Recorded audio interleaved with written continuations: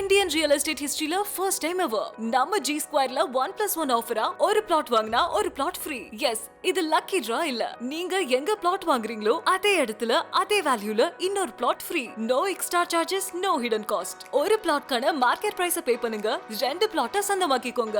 One payment double asset, double appreciation. இந்த 1+1 ஆஃபரை grab பண்ண நம்ம கிரெடாய் ஃபேர் ப்ரோ ஈவென்ட்ல ஸ்டால் நம்பர் D3 விசிட் பண்ணுங்க, உங்க லைஃப் அப்கிரேட் பண்ணுங்க. கால் 8939750009. ஈரோடு மாவட்டம் திண்டல் வேலாயுத சுவாமி கோவில் கும்பாபிஷேக விழா தேர்தல் நெருங்குவதால் அவசர கதியில் நடத்தப்பட்டதாக புகார் எழுந்துள்ளது. இது குறித்த கூடுதல் தகவல்களை நமது செய்தியாளர் இளங்கோவனிடம் கேட்கலாம். இளங்கோவன், முழு விவரம் என விரிவாக வழங்கலாம். வணக்கம் அபிராமி. கொங்கு மண்டலத்தில் பிரசித்தி பெற்ற ஈரோடு திண்டல் முருகன் கோயிலில் உள்ள வேலாயுத சுவாமி கோயில் ரூபாய் 5 கோடி மதிப்பீட்டில் புனரமைப்பு செய்யப்பட்டு புதிய 5 நிலை ராஜகோபுரம் மற்றும் அபிராமி அம்பிகை உடன்மர் அமித கடேஸ்வரர் ஆலயம் அமைக்கப்பட்டு இன்று கும்பாபிஷேக விழாவானது நடைபெற்றது.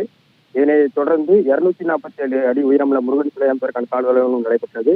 இந்த விழாவில் தமிழக இந்து அறநிலையத்துறை அமைச்சர் சேகர் பாபு மற்றும் தமிழக வீட்டுவசதி அமைச்சர் முத்துசாமி ஆகியோர் பங்கேற்றனர். 2026 சட்டமன்ற தேர்தலுக்கான நேரம் நெருங்கிய நிலையில் திண்டல் முருகன் கோயிலில் கட்டுமான பணிகள் முடிவுறாத அவசரமாக கோயிலில் குடவிளக்கம் நடைபெற்றிருப்பதாக பொதுமக்கள் குற்றம் சாட்டியுள்ளனர்.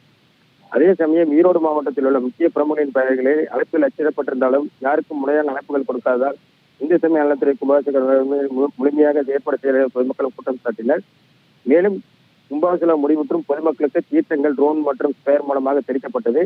அப்போது கும்பாபிஷேக பொதுமக்கள் மலையின் கீழ்த்தளத்திலிருந்து பார்க்க LED டிவி அமைக்கப்பட்டன. அதே சமயம் ஈரோட்டில் பிரசித்தி பெற்ற திண்டல் முருகன் கோயில் கும்பாபிஷேக விழாவிற்கு செய்தியாளர்களுக்குரிய ஏற்பாடுகளும் தொலைக்காட்சி செயலுக்கு எந்தவித ஏற்பாடுகளையும் இந்து சமய அறநிலையத்துறை மற்றும் மக்கள் செய்தித்துறை முறையாக செய்யவில்லை. இந்த சம்பவம் தொடர்பாக வெளியே வந்த இந்து சமயத்துறை அமைச்சர் செய்யப்படும் செய்திகள் கேள்வி ஏற்படையில் பதில் அளிக்காமல் கோபத்துடன் முறைத்து சென்றது செய்திகள் மத்தியில் பெரும் அதிர்ச்சி ஏற்படுத்தியிருக்கிறது. மேலும் இன்று நடைபெற்ற 50 கும்பாபிஷேக விழாவில் 50,000க்கும் மேற்பட்ட பக்தர்கள் பங்கேற்ற நிலையில் முறையான பாதுகாப்பு ஏற்பாடுகளோ மருத்துவ வசதிகளோ எதுவும் செய்யவில்லை எனவும் அங்கு கும்பாபிஷேக வந்த மக்களுக்கு குடிநீர் வசதியும் ஏற்பாடு செய்யவில்லை எனவும் பொதுமக்கள் குற்றம் சாட்டியுள்ளனர். அபிராமி, தகவல்களுக்கு நன்றி இளங்கோவன்.